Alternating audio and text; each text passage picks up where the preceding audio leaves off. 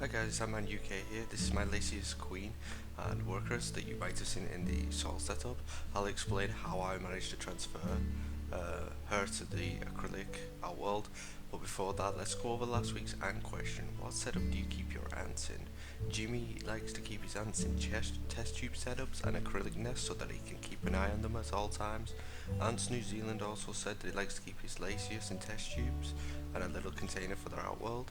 Alex says he prefers to use plaster and white tongue, but it depending, when I actually asked Alex about this, was depending on the species, because some species can chew through plaster.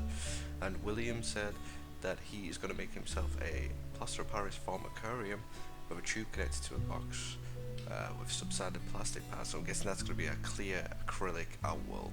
Thanks for thanks for your answers, guys.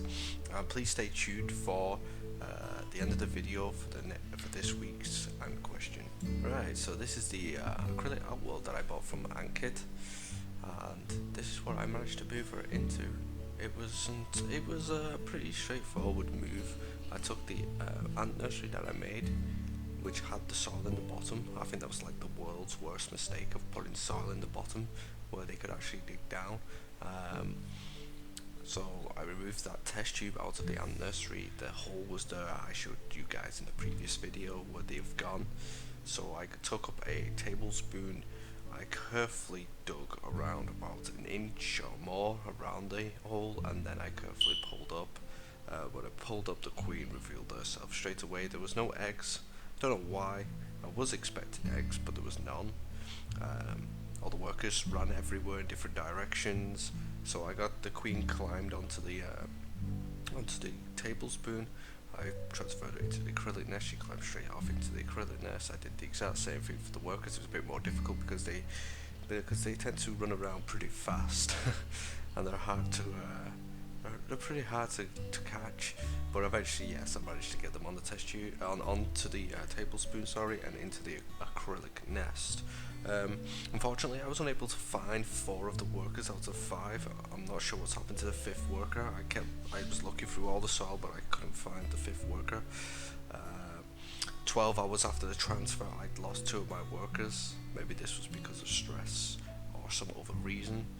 But the queen and the other 2 workers decided to move into a test tube that I put together quickly and put it into the acrylic outworld, so that she could move into it. And she moved into this within 12 hours. I must have just went to bed, woke up the next morning, and she was there. And she's doing pretty fine. There is 2 workers in there. You can see one on the right. The other one is somewhere under her bottom, underneath her. Very difficult to see the other worker, but yeah, she's doing fine. My only concern is that we are in we're in April now, and she's not laid any eggs. I've had Lasius before that, I've had workers, and straight away within like a week or 2 they laid eggs. So I don't know what I've purchased here, whether they just put workers with this queen or they put brood with this queen, just to get it going. But anyway, guys, hope you like the footage. And for this week's ant question, what do you like to feed your ants?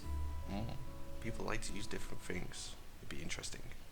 Don't forget to subscribe and check out my ant tutorials and other ant videos. Thanks for watching.